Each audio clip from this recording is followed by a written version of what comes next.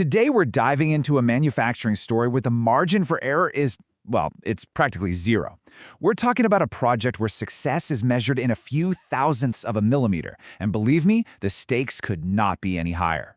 Just look at that number for a second, 0.0076 millimeters. That is incredibly small, thinner than a single human hair. Now, that number represents a wild level of precision, for sure. But in this story, it's so much more than just a measurement. You see, when you're talking about critical medical devices, and in this case, we're talking about ICU ventilators, that tiny number is everything. It's the difference between perfectly stable airflow and catastrophic system failure. It's the gap between a patient breathing easy and a machine failing them when they need it most. It is, and I mean this quite literally, a lifeline. Okay, so the challenge here was all about a super critical component, these oil-free scroll discs that go inside ICU air systems. For these things to work, they have to be absolutely perfect. I'm talking no leaks, no vibrations, zero instability. Flawless. Every single time. So, what was the problem? Well, a major medical device company was trying to make these parts using their normal, tried-and-true methods. And these guys were experts, but they just kept hitting a brick wall. No matter what they tried, the parts just weren't cutting it. And we're not talking about small failures. These were consistent and, honestly, catastrophic. X-rays were showing these tiny, hidden gas pockets inside the metal, what engineers call internal porosity. Then, after the really intense CNC machining process, where they carve the part into its final shape, the parts would literally warp and bend out of shape. And the real deal breaker? When they put them under pressure, air was leaking out. For an ICU ventilator, that's a fatal flaw. And this is where they had their big aha moment. At first they thought, okay, this is just a tuning problem. We'll tweak the mold here, adjust the speed there, and we'll get it right.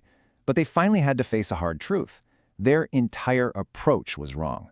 This wasn't something they could just tune. It was a fundamental process mismatch.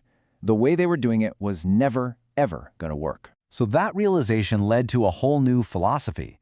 To get this kind of insane precision, you can't just focus on one step, or the final step. Nope.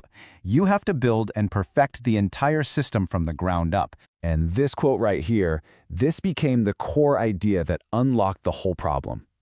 Precision isn't just a number you try to hit at the very end. It's a system where every single step, the casting, the tooling, the machining, the measurement, is all designed for maximum stability right from the very beginning. So how did they actually build this so-called precision system?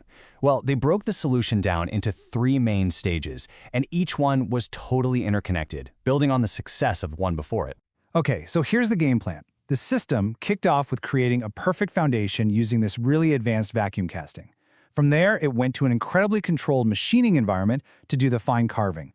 And all along the way, a constant, closed-loop quality control process was checking and verifying every single step. All right, step 1, vacuum die casting. But they didn't just grab a standard vacuum process off the shelf. No way. They designed custom molds just for this, with perfectly optimized vents and gates. This let the molten metal flow in just right, which massively reduced those internal gas pockets right at the source. Basically, they created a near-perfect blank to start with. Now, with that solid foundation, they moved on to machining. But this wasn't happening in some regular workshop. This was all done in a room where the temperature was controlled to within plus or minus 1 degree Celsius. Why? Because even the tiniest temperature shift can make metal expand or contract, and that would throw the precision right out of the window. They used these elite Makino F5 machines, which are famous for their stability, to do the final carving. And get this, the tolerance they were holding during the machining phase was plus or minus 0.0015 millimeters. That's 5 times more precise than what the final part actually needed to be. That's the kind of insane over-engineering you need to guarantee that the final part, after all the stress and treatments, is absolutely perfect. And the last piece of the puzzle was quality control. But again, this wasn't just a quick check at the end of the line. They were using these super high-end Carl Zeiss CMM machines. They're basically ultra-precise 3D measuring robots to check dimensions throughout the process. They confirmed everything, and crucially, they tested whole batches for air sealing, not just a few random samples.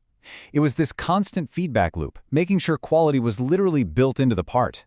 Okay, so did it work? After all that, did this complex, systematic approach actually solve the problem? Well, the results were night and day. This was the moment of truth. Their internal tests? A complete home run. Where they used to see all that porosity, the X-rays were now totally clean. The CNC dimensions were rock solid, part after part. And even after a really tough heat treatment, the parts held their shape perfectly, no warping whatsoever. But you know, the real test is always the customers. So they put these components into the actual ICU air modules and ran them under real-world conditions. The result? Zero vibration, zero leakage. The parts performed flawlessly, and they ticked every single box on the customer's super strict checklist. And this right here, this is the ultimate payoff. The customer's feedback wasn't just, hey, the parts work. It was about something much bigger, reliability. They didn't just get a working component. They got a stable, proven, repeatable process they could finally trust their entire production plan and, of course, patients' lives with. It kind of leaves you with this fascinating question, doesn't it? What happens when a whole system is actually more precise than any of its individual parts can be on their own? This story seems to prove it's possible. By designing every step to perfectly support the next, they created a level of reliability that just wasn't achievable before. It makes you think that sometimes, in the search for perfection, the big breakthrough isn't one single heroic piece of tech, but the quiet, perfect harmony of a system working as one.